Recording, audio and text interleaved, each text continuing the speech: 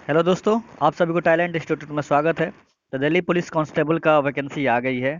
तो आप लोग ध्यान से देखिए, दिल्ली पुलिस का प्रीवियस ईयर का 50 जीके जीएस का प्रश्न मैं लेकर आया हूँ वीडियो में। तो आप लोग देखिए और अपना प्रिपरेशन को कैसे क्या पढ़ना है, आप लोगों को किस टाइप का क्वेश्चन पढ़ना है, तो इस वीडियो से आप लोगों को पता चल जाएगा। तो एक तो क्वेश्चन देखिए कि कहाँ कहाँ से पूछ रहा है क्वेश्चन। प्रीवियस ईयर का क्वेश्चन मैं आप लोगों को सॉल्व करवाया हूँ, तो आप लोग ध्यान से देखिएगा। ओके, तो चलिए, इससे पहले हम लोग इस क्वेश्चन को देखने से पहले आप लोगों को मैं सिलेबस दिखा दूं कि सिलेबस में क्या क्या पूछा है, और हमारे चैनल पे हमारे इंस्टीट्यूट में क्या क्या पढ़ाई हो गया है, आप लोग को क्या क्या वीडियो अवेलेबल है, आप लोग देख सकते हो। ओके, तो दोस्तों ये देखिए, आप लोग दिल्ली पुलिस के ये सिलेबस है।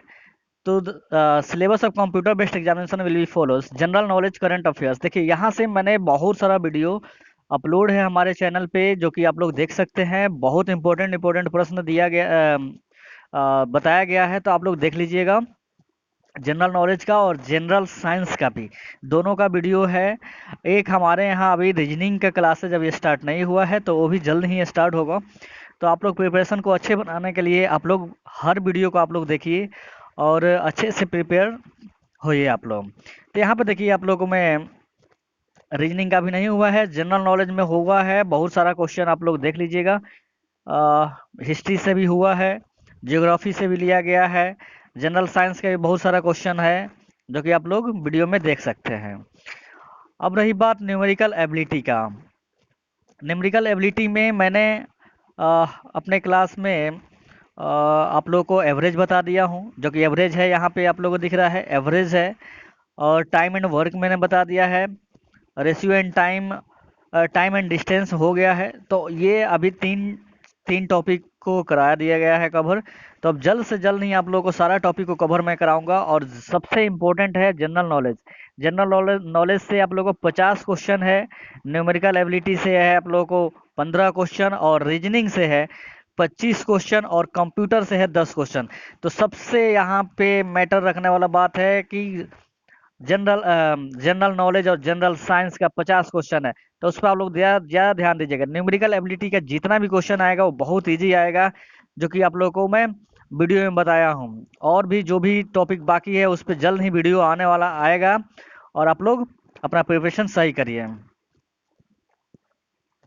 आप लोग को ये मैं बता दूं कि नंबर ऑफ क्वेश्चंस कितने रहेंगे। 100 क्वेश्चन रहेंगे, आप लोग को 90 मिनट मिलेगा। 100 क्वेश्चन करने के लिए आप लोग को 90 मिनट मिलेगा, एक क्वेश्चन पे 1 मिनट भी नहीं है। तो आप लोग पेपर अच्छे से देना। और जनरल साइंस में ज़्यादा टाइम नहीं लगता, अगर याद है आप लोग को तो तुरंत टिक लगाइएगा। ज़्यादा टाइम लगता है रीजनिंग में और मैथ्स में, जो कि बहुत, रीजनिंग 25 क्वेश्चन है। तो इसी के साथ हम लोग चलिए अब क्वेश्चन भी देख लेते हैं। जो 50 क्वेश्चन जो प्रीवियस ईयर में पूछा गया है जनरल साइंस और जनरल नॉलेज का, दिल्ली पुलिस कांस्टेबल के लिए। तो चलिए देखते हैं दोस्तों। तो देखिए, ये पहला क्वेश्चन है, निम्नलिखित में से कौन सा अल्पाधिकार की परिभाषा के सर्वाधिक निकट है। बताइए इसका कौन सा ऑप्शन सही होगा। निम्नलिखित में से कौन सा अल्पाधिकार की परिभाषा के सर्वाधिक निकट है। सिगरेट उद्योग, नाई की दुकान, बिल्डिंग की दुकान, गेहूं पैदा करने वाले किसान। बताइए इसका राइट आंसर कौन सा हो जाएगा। तो इसका राइट आंसर है सिगरेट उद्योग। ओके दोस्तों, चलिए नेक्स्ट क्वेश्चन देखते हैं। और ये प्रीवियस ईयर का क्वेश्चन है, आप लोग ध्यान से देखिएगा। और किस टाइप का कहाँ से क्वेश्चन ज़्यादा पूछा है, करंट अफेयर से पूछा है कि कहाँ से पूछा है, आप लोग ध्यान से लगा देखिए, आप लोग को पता चलेगा। तो सेकंड क्वेश्चन है, कौन सी एजेंसी म्यूचुअल फंड के लिए एक विनियामक की भांति कार्य करती है। बताइए इसमें कौन सी है जो कि म्यूचुअल फंड की एक एजेंसी है। आईआरडीए, सेबी, आरबीआई या डीआरआई। इसमें से कौन सा राइट आंसर है दोस्तों। तो इसका राइट आंसर है सेबी। ओके, अब चलिए अगला प्रश्न तीसरा देख लेते हैं। तो तीसरा है, इंपीरियल बैंक ऑफ इंडिया की स्थापना स्थापना किस वर्ष की गई थी। बताइए इंपीरियल बैंक ऑफ इंडिया, यहाँ पे बैंक से भी क्वेश्चन पूछा जाता है। तो किस वर्ष की गई थी। 1921, 1930, 1935 और 1955। बताइए कब किया गया था इंपीरियल बैंक ऑफ इंडिया की स्थापना। तो इसका राइट आंसर हो जाएगा दोस्तों 1921। ओके, अब चलते हैं क्वेश्चन नंबर 4 देखते हैं। निम्नलिखित में से कौन सा व्यवस्थापिका कार्य नहीं है? यहाँ पे देखिए अब पॉलिटिक्स से भी आ गया, ठीक है, पॉलिटिकल साइंस से भी है, जो कि बहुत सारा क्वेश्चन उठाया गया है पॉलिटिकल साइंस से भी, हिस्ट्री से भी, ज्योग्राफी से भी। तो देखिए यहाँ पे कानून बनाना, बजट बनाना, बजट पारित करना, कार्यपालिका पर नियंत्रण करना, बताइए इसमें कौन सा ऑप्शन सही है, जो कि निम्नलिखित में से कौन सा व्यवस्थापिका का कार्य नहीं है? तो इसका राइट आंसर हो जाएगा बजट बनाना। व्यवस्थापिका का कार्य नहीं है बजट बनाना। ओके, चलिए अगला प्रश्न देखते हैं। प्रश्न संख्या 5, सामाजिक समझौता सिद्धांत के प्रणेता कौन है? बताइए इसमें से कौन है? हॉब्स, लॉक, रूसो और सभी। देखिए यहाँ पे इंटरनेशनल भी वैज्ञानिकों का भी से भी रिलेटेड क्वेश्चन पूछा गया है। आप लोग ये ध्यान देते जाइएगा कि कहाँ कहाँ से क्वेश्चन उठाया गया है। तो इसका राइट आंसर हो जाएगा दोस्तों सभी। सामाजिक समझौता सिद्धांत के प्रणेता कौन कौन है? इनमें से सभी है, हॉब्स, लॉक और रूसो, ये सभी क्या है? सामाजिक समझौता के सिद्धांत का प्रणेता है। चलिए अगला प्रश्न देखते हैं। प्रश्न संख्या 6, किस संविधान संशोधन द्वारा दिल्ली में विधानसभा की स्थापना की गई थी? अब देखिए विधानसभा से ये क्वेश्चन आ गया कि किस संविधान संशोधन द्वारा, ये पॉलिटिका है, 65वां संशोधन, 72वां संशोधन या 69वां संशोधन या इनमें से कोई नहीं? बताइए इसका राइट आंसर कौन सा हो जाएगा? इसका राइट आंसर हो जाएगा 69वां संशोधन। ओके, 69वां संशोधन में दिल्ली के विधानसभा की स्थापना की गई थी। चलिए अगला प्रश्न देख सकते हैं। प्रश्न संख्या 7, आप लोग ध्यान से देखिए, 50 क्वेश्चन एकदम प्रीवियस ईयर का। अनुच्छेद 368 क्या वर्णित करता है? बताइए अनुच्छेद 368 किसको दर्शाता है? आपातकाल की घोषणा, विशेष परिस्थितियों में मौलिक अधिकार का स्थगन, न्यायपालिका द्वारा रिट जारी करने की शक्ति, संविधान संशोधन की संसद शक्ति। तो इसका राइट आंसर बताइए कौन सा होगा? तो इसका राइट आंसर हो जाएगा दोस्तों संविधान संशोधन की संसद शक्ति, ऑप्शन नंबर डी। अब चलिए अगला प्रश्न देख लेते हैं। प्रश्न संख्या 8, कौन सा हड़प्पाई स्थल हरियाणा में स्थित है? बताइए धौलावीरा, राखीगढ़ी, कालीबंगा या आलमगीरपुर, इनमें से कौन सा ऑप्शन है जो कि हड़प्पाई स्थल है जो कि हरियाणा में स्थित है? तो इसका राइट आंसर हो जाएगा राखीगढ़ी। राखीगढ़ी जो है हड़प्पाई स्थल है और ये कहाँ पे अभी स्थित है? हरियाणा में है। चलिए अगला प्रश्न देख रहे हैं। प्रश्न संख्या 9, दिल्ली के, और ये पिछला जो क्वेश्चन था वो हिस्ट्री से था, दिल्ली के हौज खास क्षेत्र में चार मीनार किसके द्वारा बनाई गई थी? ये भी है हिस्ट्री का। किसके द्वारा चार मीनार बनाई गई है? बताइए अलाउद्दीन खिलजी, औरंगजेब, फिरोज शाह तुगलक, अकबर। तो इसका राइट आंसर हो जाएगा, आप लोग भी जानते होंगे, अलाउद्दीन खिलजी। ओके, हिस्ट्री का बहुत सारा क्वेश्चन का वीडियो हमारे यहाँ, हमारे इंस्टीट्यूट, हमारे चैनल पे है, तो आप लोग देख सकते हैं जा करके, बहुत इंपॉर्टेंट क्वेश्चन है। अब चलते हैं प्रश्न संख्या 10 देखते हैं।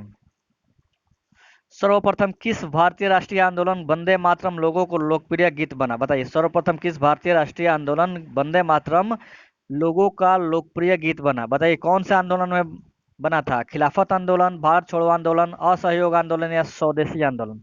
तो इसका राइट आंसर हो जाएगा दोस्तों स्वदेशी आंदोलन। चलिए अगला प्रश्न देखते हैं। प्रश्न संख्या 11, निम्नलिखित में से कौन सा एक स्थान दिल्ली सल्तनत की अल्पकालीन राजधानी थी? बताइए इनमें से कौन सा है जो कोई दिल्ली सल्तनत की अल्पकालीन राजधानी थी? तो इसका राइट आंसर हो जाएगा देवगिरी। ओके दोस्तों, चलिए अगला प्रश्न देख लेते हैं। प्रश्न संख्या 12, अढ़ाई दिन का झोपड़ा किस राज्य में स्थित है? बताइए किस राज्य में स्थित है अढ़ाई दिन का झोपड़ा? उत्तर प्रदेश, महाराष्ट्र, राजस्थान, मध्य प्रदेश। बताइए दोस्तों, तो इसका राइट आंसर हो जाएगा राजस्थान। ओके, चलिए अगला प्रश्न देख लेते हैं। प्रश्न संख्या 13,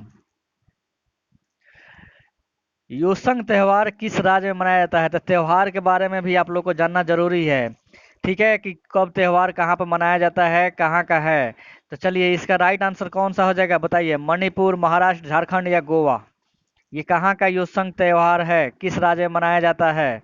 तो इसका राइट आंसर हो जाएगा मणिपुर। मणिपुर का ये त्योहार है योसंग। चलिए अगला प्रश्न देखते हैं। प्रश्न संख्या 14, कश्मीर की पूर्वी सीमा स्थित है, कहाँ पर स्थित है पूर्वी सीमा? बताइए सियाचिन, गिलगित बलूचिस्तान, काराकोरम या लद्दाख क्षेत्र? बताइए इसका राइट आंसर हो जाएगा लद्दाख क्षेत्र। चलिए अगला प्रश्न देखते हैं, प्रश्न संख्या 15। जलपायुगुड़ी किस नदी के किनारे पर स्थित है? बताइए, जलपायुगुड़ी किस नदी के किनारे पर स्थित है? गंगा, यमुना, तीस्ता या ब्रह्मपुत्र? इनमें से किस नदी के किनारे बसा हुआ है? तो ये राइट आंसर हो जाएगा, तीस्ता नदी के किनारे पे जलपायुगुड़ी बसा हुआ है। चलिए अगला प्रश्न है, प्रश्न संख्या 16। कौन सा भौतिक लक्षण सिंधु और गंगा नदी की घाटियों के बीच जल विभाजक की भांति कार्य करता है? बताइए, अरावली रिज, शिवालिक पहाड़ या विंध्य श्रेणी? इनमें से कोई नहीं। बताइए, इसका राइट आंसर हो जाएगा अरावली रिज। अब चलिए अगला प्रश्न है, प्रश्न संख्या 17।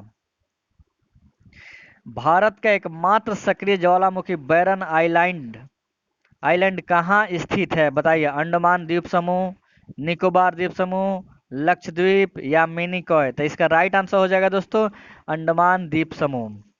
चलिए अगला प्रश्न देख लेते हैं, प्रश्न संख्या 18। वर्तमान में विश्व के कपास निर्यातक देशों में भारत का स्थान क्या है? बताइए, कपास निर्यातक में इंडिया का कौन सा स्थान है? तो इसका दूसरा स्थान है। ओके, विश्व भर में। चलिए अगला प्रश्न देख लेते हैं, प्रश्न संख्या 19। भारत का कौन सा क्षेत्र है वर्षा का अधिकांश भाग उत्तर पूर्वी मानसून से प्राप्त करता है?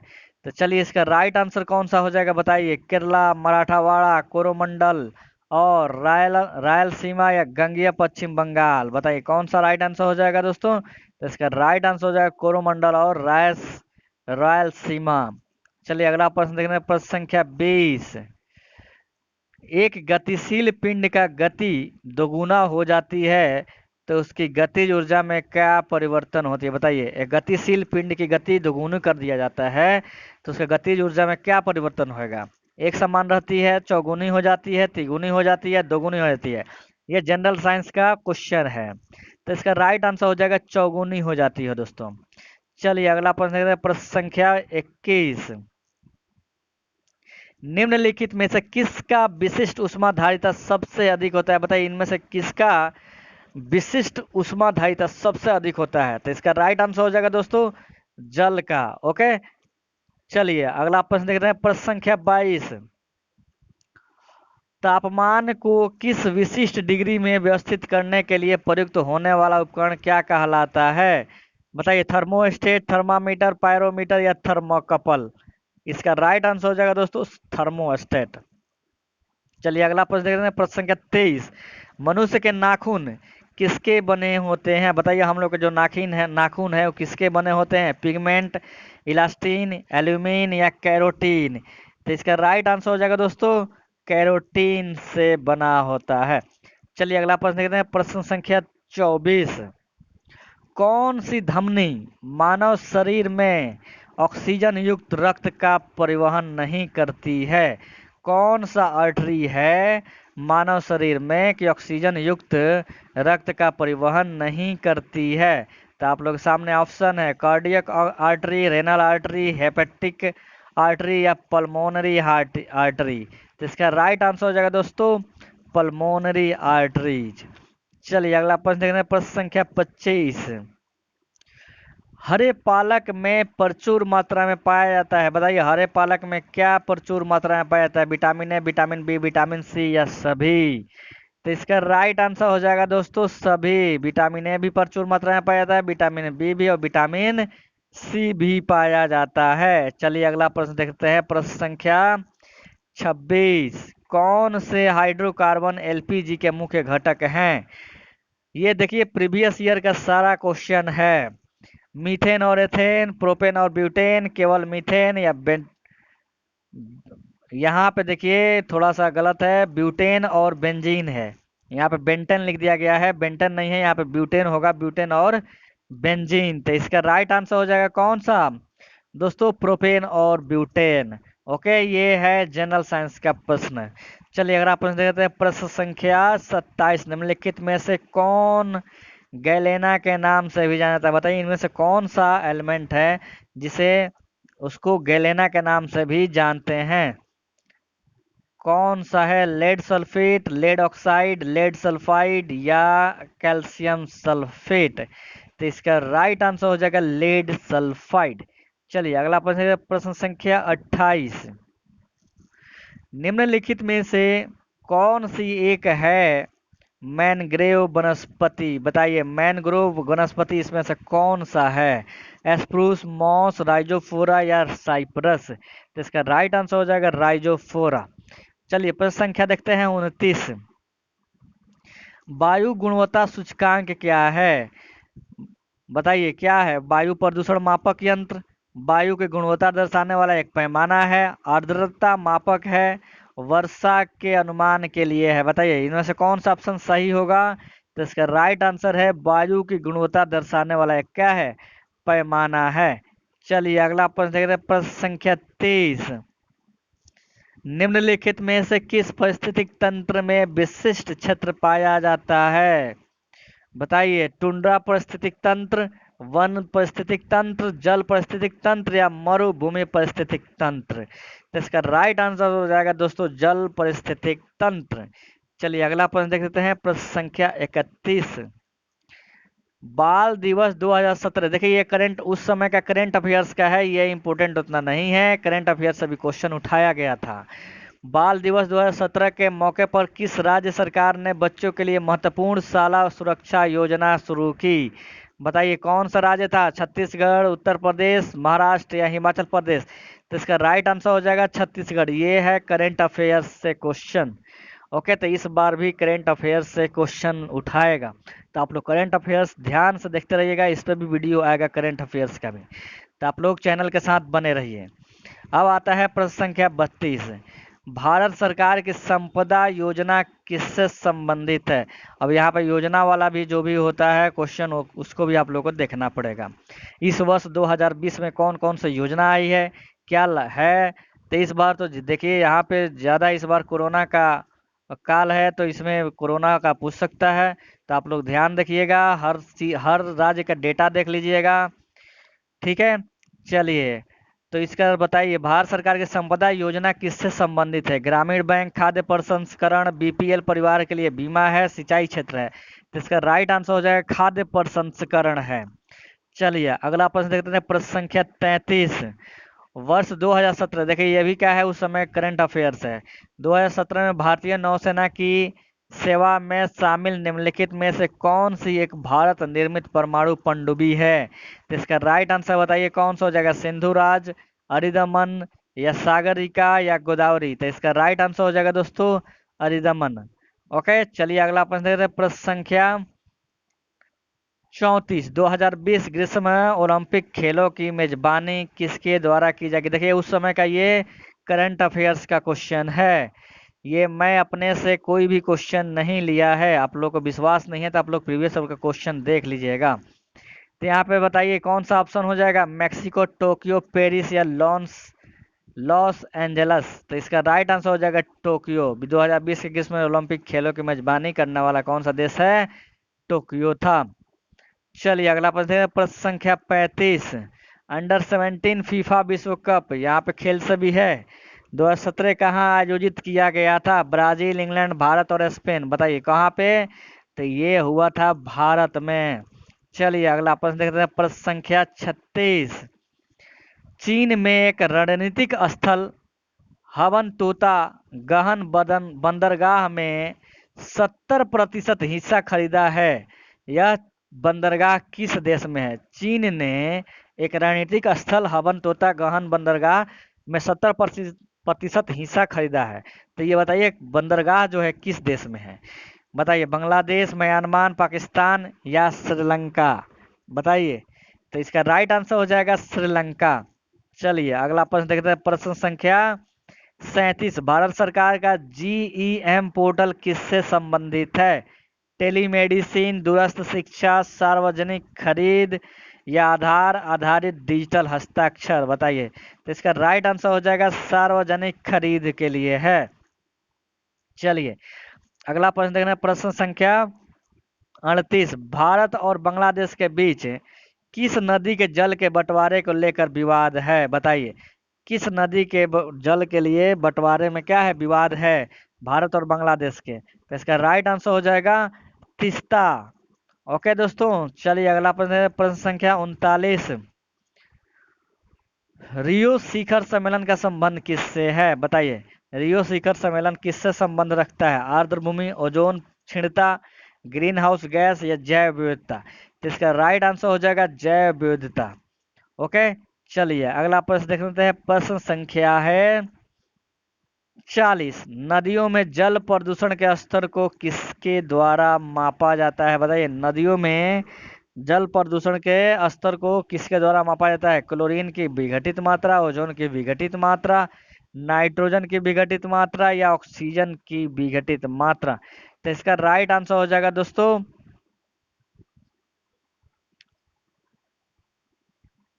सॉरी यहाँ पे, हाँ, तो इसका राइट आंसर हो जाएगा, देखिए आप लोग को सामने, ऑक्सीजन की विघटित मात्रा। तो इसका राइट आंसर हो जाएगा ऑक्सीजन की विघटित मात्रा। चलिए अगला प्रश्न देख रहे हैं। प्रश्न संख्या 41।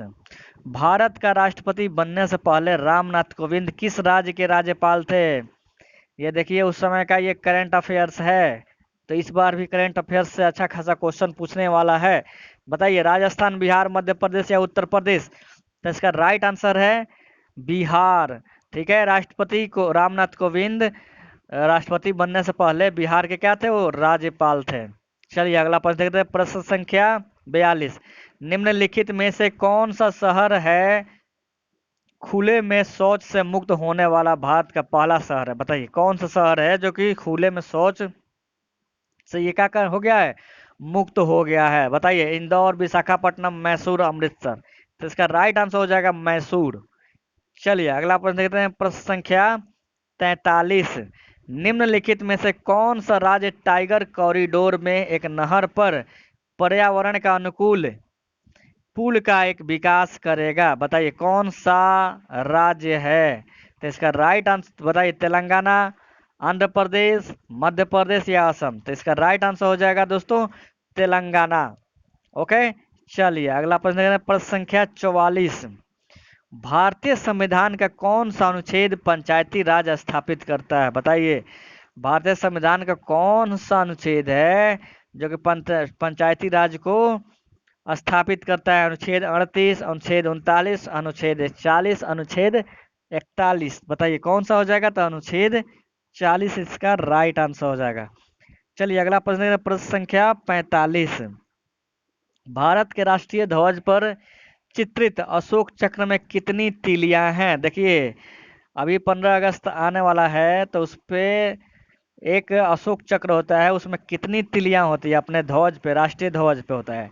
बताइए, 36, 24, 16, 32? तो इसका राइट आंसर हो जाएगा 24। ओके दोस्तों, चलिए अगला प्रश्न देखते हैं। प्रश्न संख्या 46। भारत के संविधान में अस्पृश्यता उन्मूलन किस अनुच्छेद में है? बताइए, किस अनुच्छेद में अस्पृश्यता उन्मूलन है? अनुच्छेद 14, अनुच्छेद 15, अनुच्छेद 16, अनुच्छेद 17? तो इसका राइट आंसर हो जाएगा अनुच्छेद 17। चलिए अगला प्रश्न देखते हैं। प्रश्न संख्या 47। सूरसेन महाजनपद की राजधानी कहाँ थी? बताइए, विराटनगर, तक्षशिला, काशी या मथुरा? तो इसका राइट आंसर हो जाएगा मथुरा। ओके दोस्तों, चलिए अगला प्रश्न देखते हैं। प्रश्न संख्या 48। केन केन नदी निम्नलिखित में से किसकी सहायक नदी है? बताइए, केन नदी है जो निम्नलिखित में से किसकी एक सहायक नदी है? बेतवा, चंबल, यमुना या ताप्ती? बताइए, इनमें से कौन सा राइट आंसर हो जाएगा दोस्तों? तो इसका राइट आंसर हो जाएगा यमुना। चलिए अगला प्रश्न है। प्रश्न संख्या 49। हिमालय पर्वत श्रृंखला किसका एक उदाहरण है?